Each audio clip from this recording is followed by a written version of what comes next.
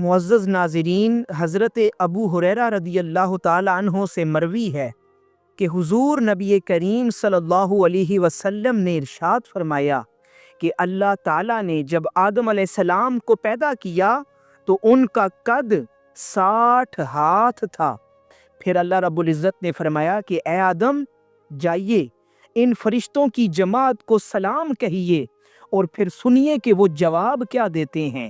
آپ کا اور آپ کی اولاد کا یہی سلام کرنے کا طریقہ ہوگا۔ چنانچہ اللہ رب العزت کے حکم پر حضرت آدم علیہ السلام فرشتوں کے پاس گئے اور انہیں السلام علیکم کہا تو فرشتوں نے جواب میں کہا السلام علیکہ ورحمۃ اللہ، یعنی فرشتوں نے جواب میں رحمت اللہ کے لفظ کا اضافہ کیا۔ چنانچہ آج یہی آدم علیہ السلام کی اولاد کا طریقہ ہے کہ سلام کرنے والا السلام علیکم کہتا ہے اور جواب دینے والا وعلیکم السلام ورحمت اللہ کہتا ہے۔ حضرات محترم، جنت میں جو بھی داخل ہوگا وہ آدم علیہ السلام کے قد جتنا ہوگا، یعنی 60 ہاتھ کے برابر۔